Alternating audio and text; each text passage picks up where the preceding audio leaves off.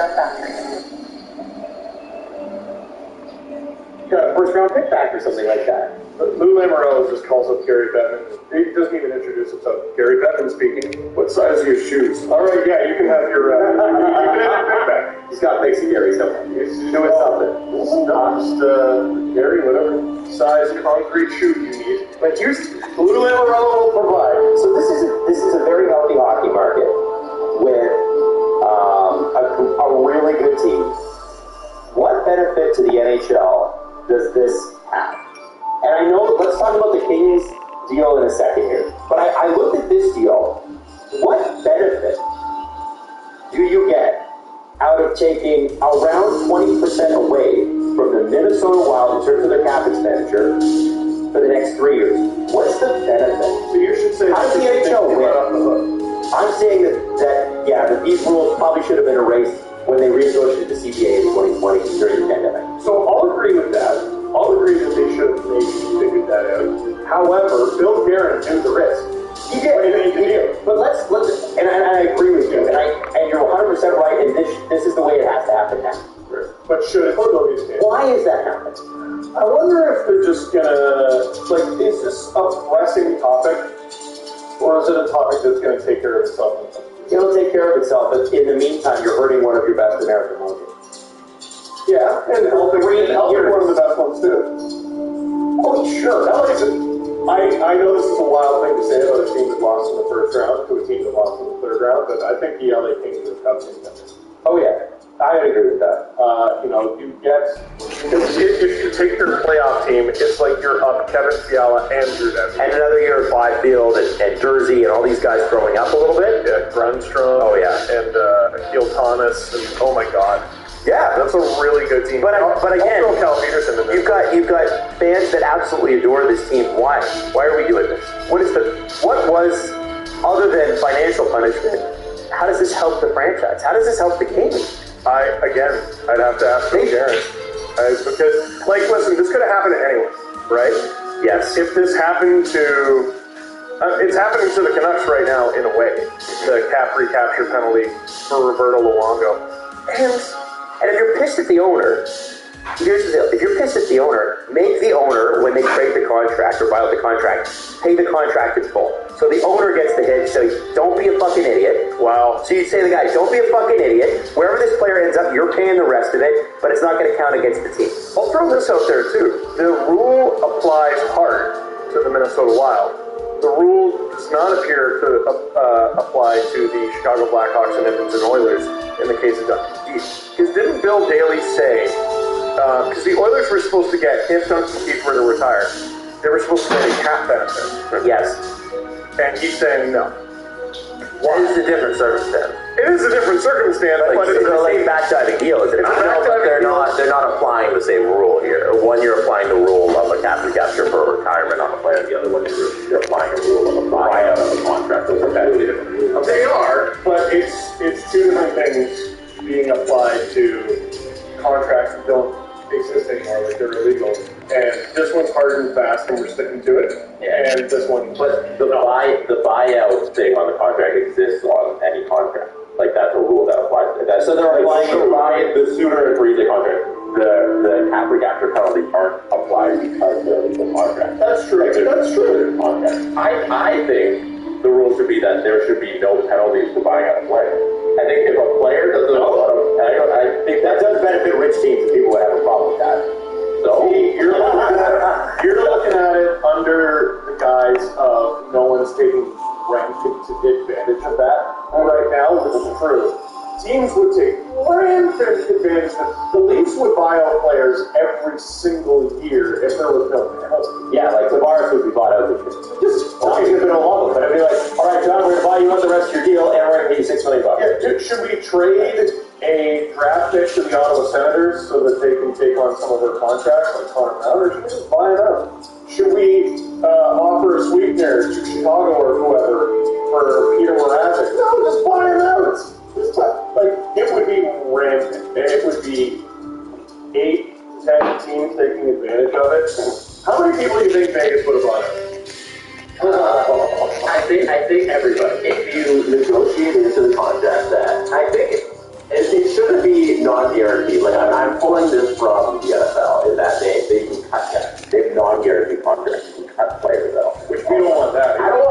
non-guarantee contract, right? There could be some leeway to where if Parise and Suter don't want to be on the Minnesota Wild, it's because the GM doesn't want them on the Minnesota Wild anymore. And he says, because if he kept them on the team for, what was it, like 3 more years, it would have been $14 million against the cap for them to play for them. And the GM says, okay, it's worth us to have $14 million for 2 guys to not play than have $14 million for 2 guys to actually play. It shows you the reported effect that their mentality was having in the dressing room. Which is a conversation. There should be some easier way to negotiate this through than rather than just this dead money for 2 guys. Especially on contracts that I'm with you on that, because these contracts don't exist. And also, they're not a part of the current CBA. They're playing for different teams. You owe 2/3 of a contract to a guy, or 1/3 of a contract to a guy, just arbitrarily based on their age. Yeah. That doesn't make any sense. Well, I think that goes, yeah, it does, because it means, the reason they do that is because it's supposed to be like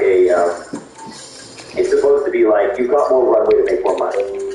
That's the idea. So at 35, when you sign a contract, your ability to make up that money that you would have lost in a buyout situation is far less than at 25 when you get a third of it. At least that's the theory.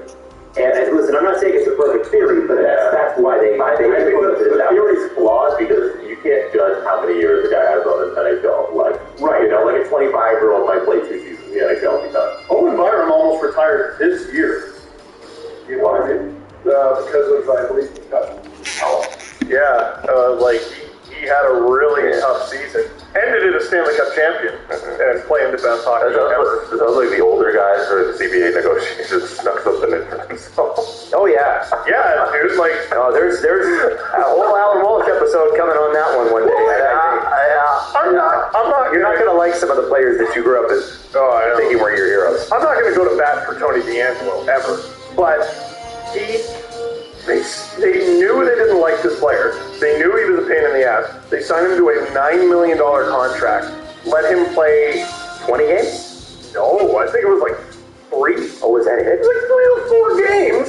And they're like, that's it. And they held him, and then they bought him out at 1/3. Yes. Why did the Rangers get let off the hook? Like, because he's younger. And his ability to replace that income. That's what it comes down to. It's labor law. It's your ability to make that money back. And the theory is that if you're younger, your ability to bounce back from a buyout is much greater than if you're older. And then again, it also comes down to, I think, rich teams too, right? Yeah. If you're UFA, you're 35, and the Leafs, let's say it's the Leafs, because the Leafs are one of the richest teams, them in New York. They go out and they sign 4 Patrick Marleaus. And they only have to buy them out at 1/3 the cost or whatever. It's a hell of a lot easier for a team like that to do that. But if you go and you buy 4 Patrick Marleaus and you've got to buy them out at full, well, that's a different conversation. What happens the first time a player like that gets bought out, signs for a mil, a much reduced contract, in his first game, blows his knee, he's never going to play again. Well, then he's LTIR. He's LTIR, but what does that do for him? You know what I'm saying? Like, let's pretend D'Angelo got hurt, first game of the Hurricane. Okay, he'll never play again. So he's done. Yeah. So, like, my ability to make money for the rest of my career. But you incur, in a game like NHL, you incur risk like that. That is part of it. Fuck.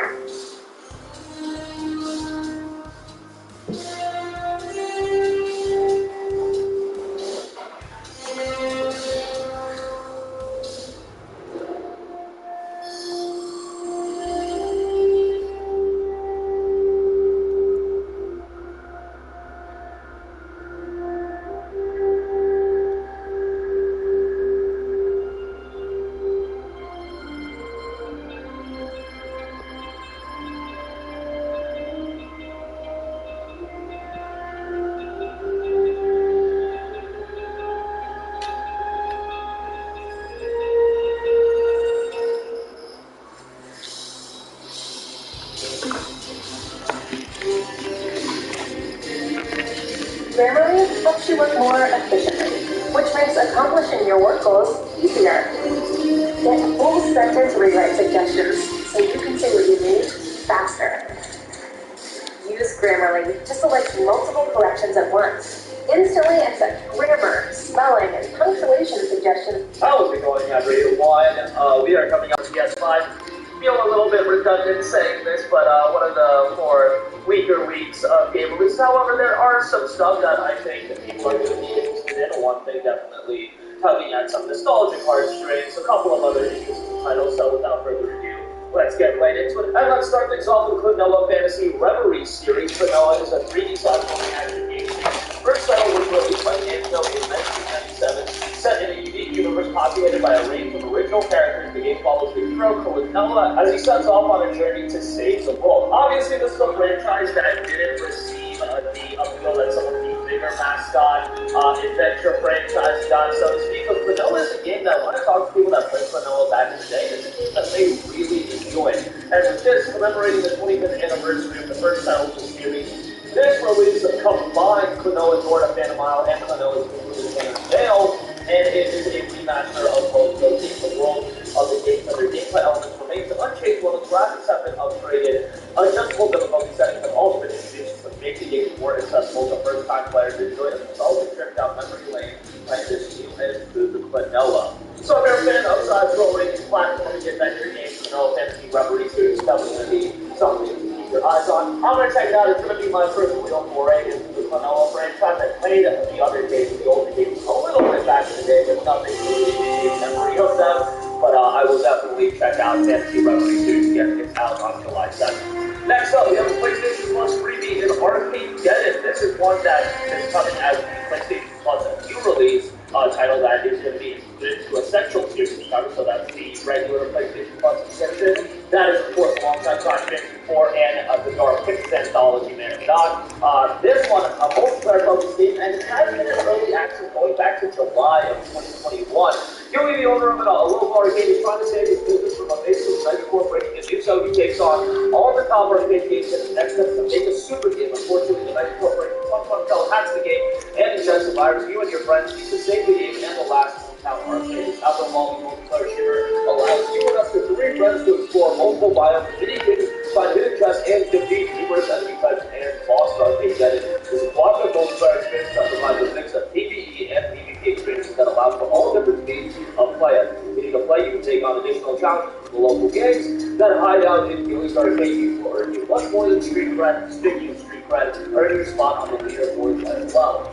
This is definitely a more quirky multiplayer title, and I'm happy that it's a PlayStation Plus title just because that's going to make sure that there's going to be a decent number of people playing the game, at least initially. Is that going to be sustainable? We'll ultimately see on that. The game itself is $19.99, so it's not like it's a super expensive game either way, but you see some of these games that do have multiplayer elements that they launch without a free-to-play model. A lot of the times it's hard to gain and cultivate an audience and a foundation of players that are playing the game. The fact that it is in PlayStation Plus, hopefully that's going to give it a chance of players right out the gate. Hopefully it does sustain and get consistent updates. I believe that's the plan going forward, and they do want to make this a game that's going to be ever evolving. As I mentioned, there's a lot of different biomes, each are relatively unique from one another, and you've got a variety of different weapons, gangs that you can enjoy, and everything in between. So Arcade Get It, check that one out. If you're a PlayStation Plus subscriber, you're going to have easy access to it. It'll be downloadable for you. Maybe you got a couple friends on it, jump in together and have a good time with that. Arcade Get It is due out on July 8th. Next up, we have Madison, a brand new horror title. Madison is a first-person psychological horror game that delivers an immersive and terrifying experience with the help of an instant camera connecting you to the world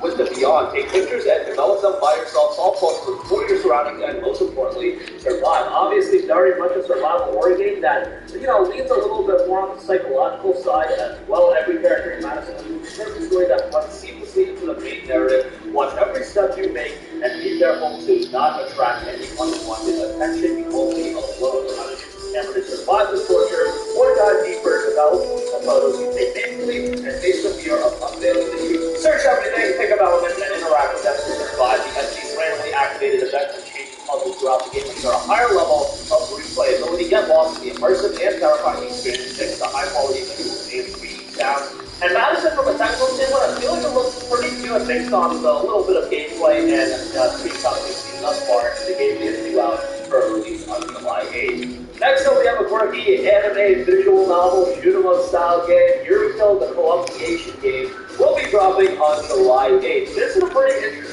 game in the sense that it's marrying a lot of different gameplay styles. You've got a visual novel in here, obviously the animal-centric communication stuff, but there's also a few aspects to it as well. So people mind and all of these aspects are pretty interesting. If you're a fan of visual novel anime style games, definitely want to keep on the radar. Escape Adventure, bullet hell, shoot 'em up, game hardened, or let the magic begin. I think this very works the unsettling past and an unspeakable shooting. Convicted prisoners face a series of tragedies in the blizzard and in Eurozone land. If they and their executioner partners overcome the Eurozone games, they will be absolved of their alleged crimes. Escape Adventure, exploring the tragic prisoners must attempt to solve puzzles and uncover hints about the crimes they stand accused of as they risk their very lives in a large-scale time, life, or death cross-examination. One wrong answer and they stand to lose it all as time progresses. The grim complexities of each incident will come to light. And without that, you got pure shoot-em-up action gameplay. Prisoners pilot Eurozone legends around a series of virtual reality challenges in the high-speed quick. They must put their understanding of each case to the test and choose the correct way in order to gain extra lives. In the prejudice synapse, prisoners present their evidence that they acquired during their investigation to try and destroy the prejudices working in their executioner's heads. Each top-down shoot-em-up section ends with a nail-biting showdown with your executioner, plus with a choice of easy, normal, and hell difficulty beginners, and as quick as light will have something to test their mettle with. So, pretty interesting combination of different visual elements. On top of the regular gameplay, you also have a score attack mode. In score attack mode, players face the shoot-em-up section from the game game of their choice of craft and at their chosen difficulty. Additionally, you can save features global online rankings, and you've got an original story here as well. There is a demo available on PC if you want to check that out. I don't believe it's on PlayStation, so that's a little bit of a bummer, but hey, no problem. If you're a fan of visual novels and anime titles, probably something that you're going to be into, and also I think the visual aspect in there as well. Offers quite a bit of variety in its gameplay on top of that. Eurogo's Club-Nation game will be out on July 8th.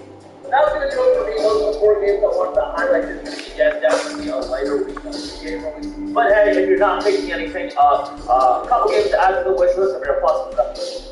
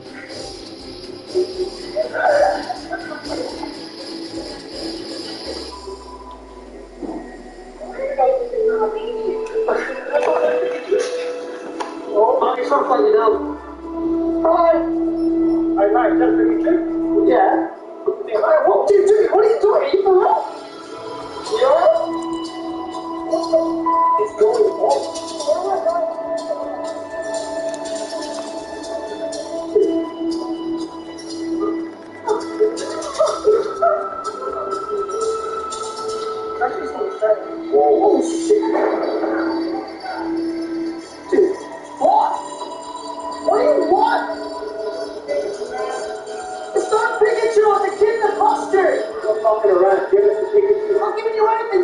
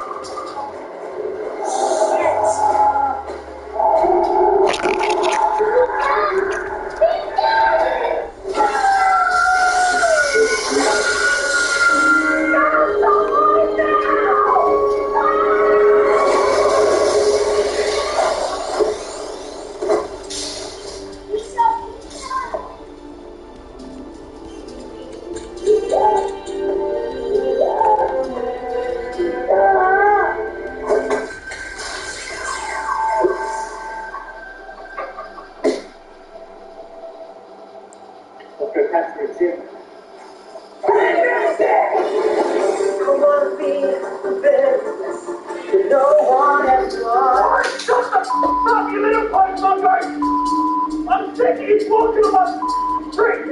Call the money up! I'm serious! Get out of here! Hey. This video is sponsored by State of Survival. We're giving away 42 store Amazon gift cards and 5 practice shirts. Stay tuned in the video.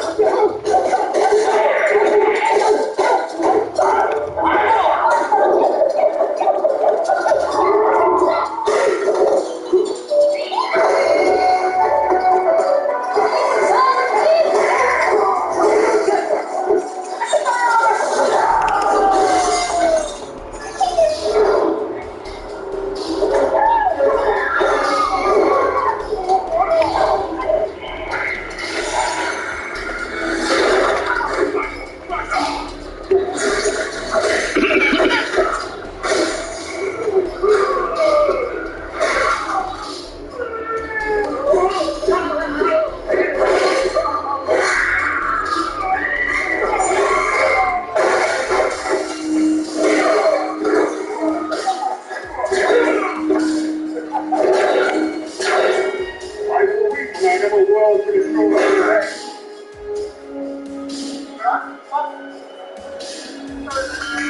What did you do?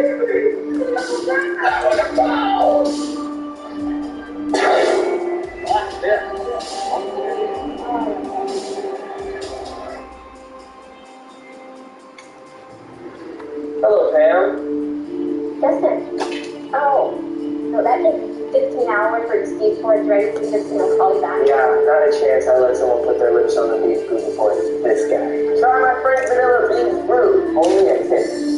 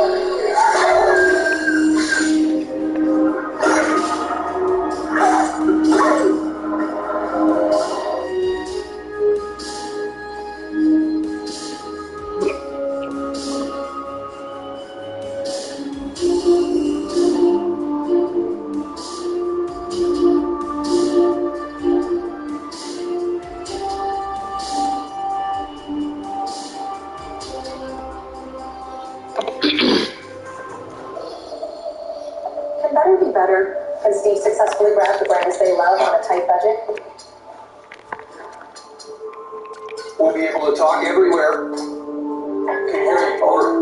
He was so close, so close. Yeah, say over. Over.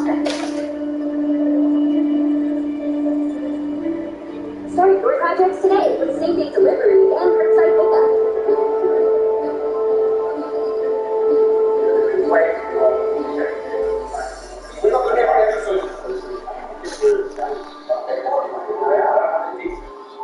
What are you doing there?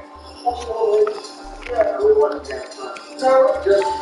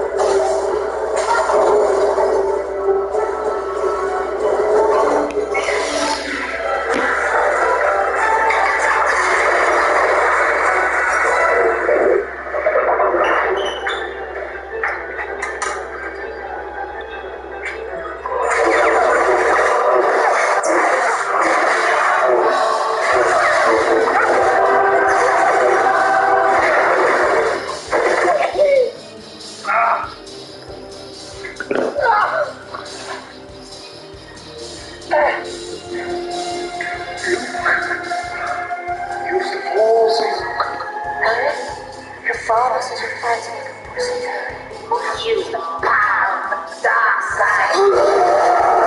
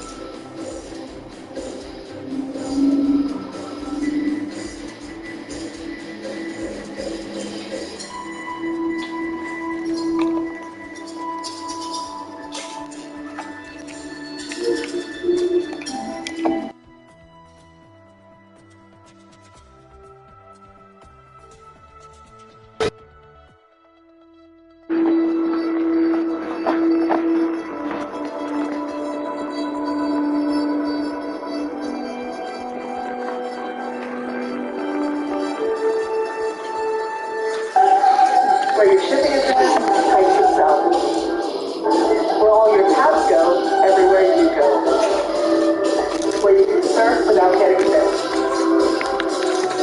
There's no place like home.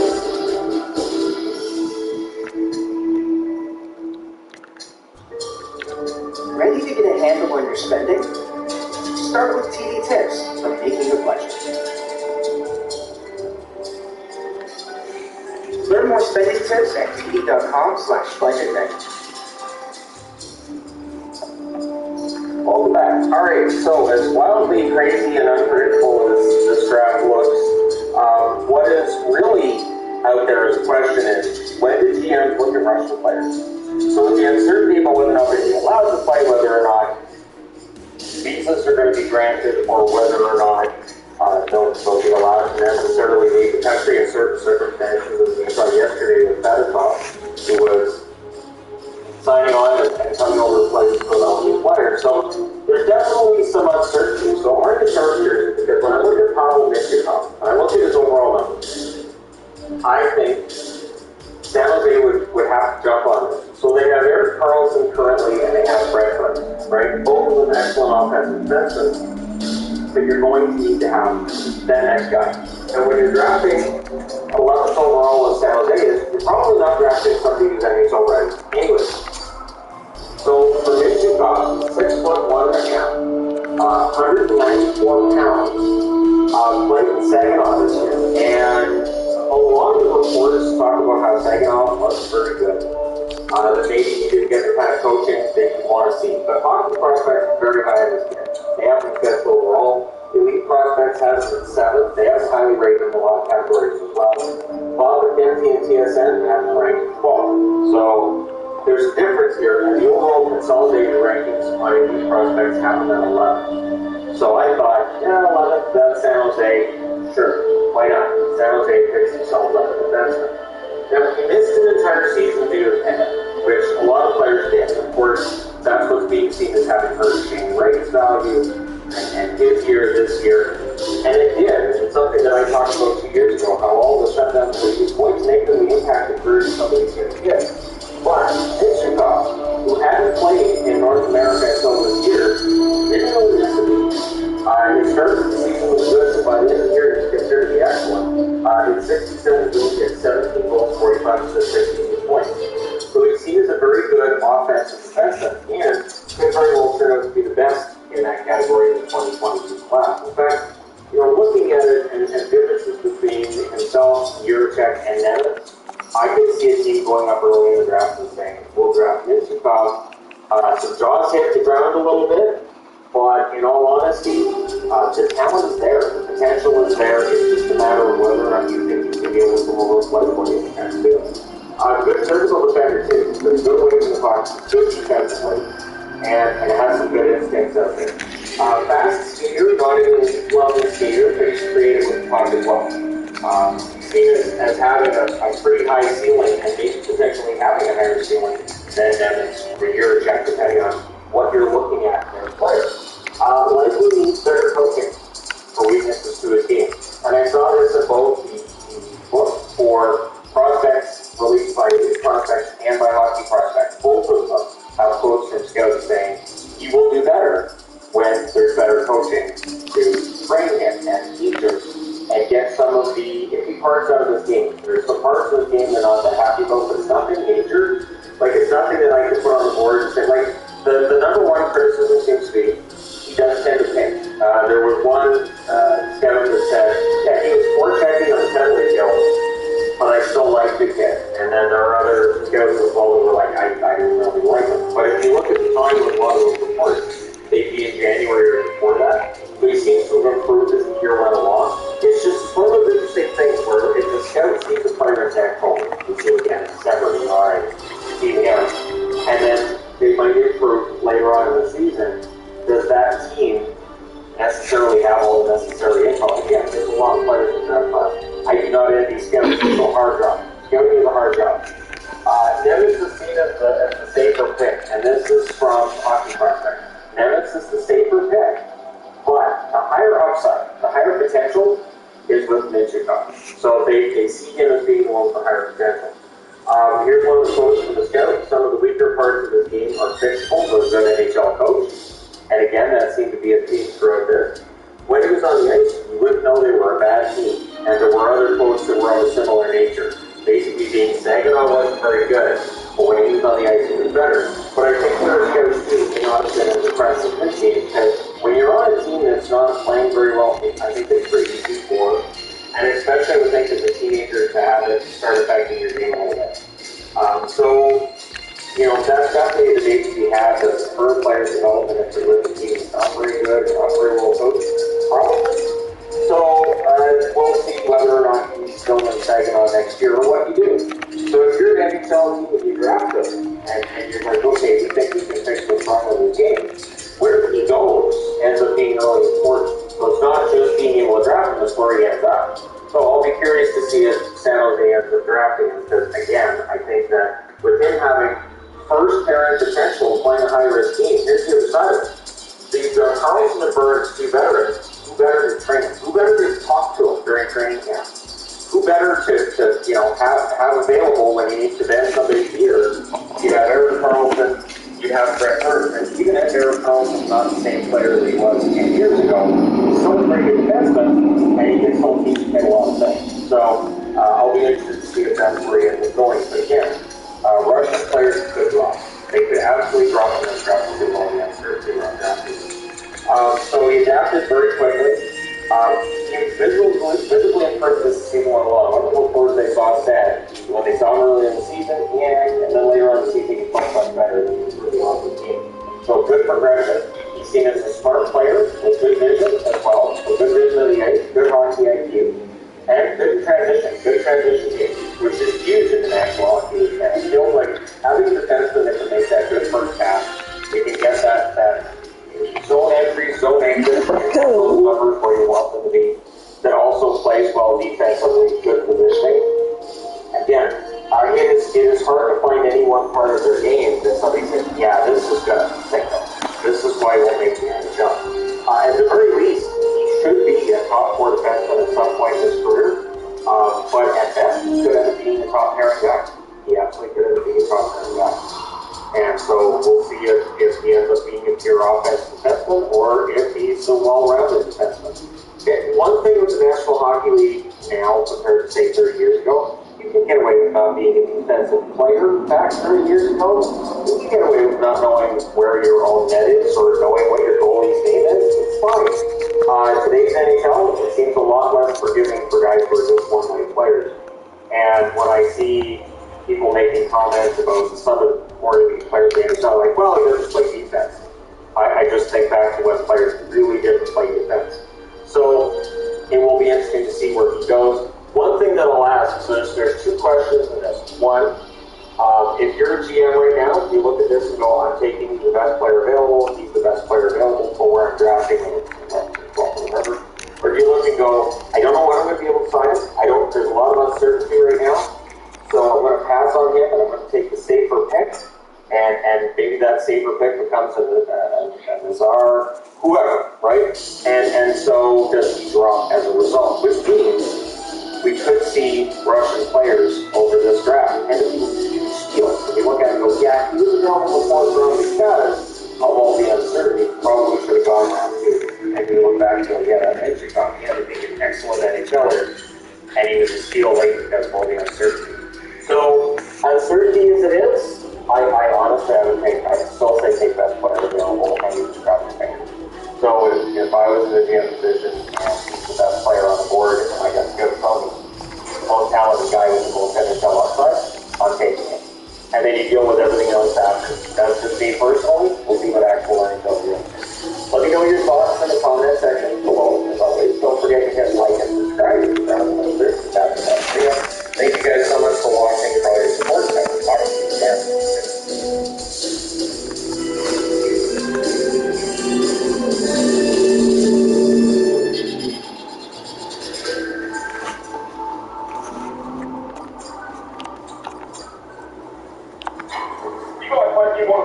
Yeah, Brian. How's it shit? How is it not shit? It's the fucking fatalities of bullshit. I mean, I'm really what we gonna do is fatalities of fucking recommend. Don't fatalities. All fatalities, you bro. I'm fucking. Oh, damn!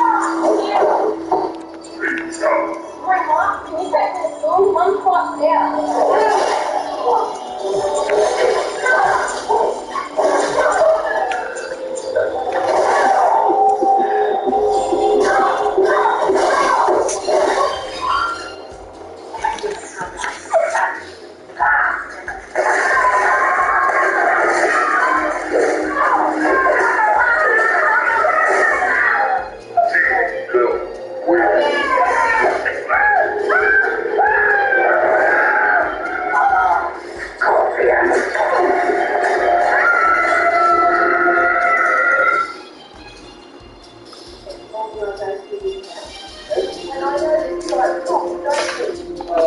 there a shop?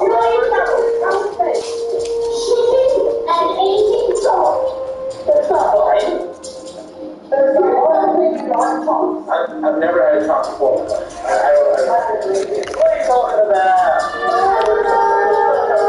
I don't even like shop. Hey, you got Okay, I've had a shop before. One shop. Hey, I'll make her as well. This time it thinks it's not new.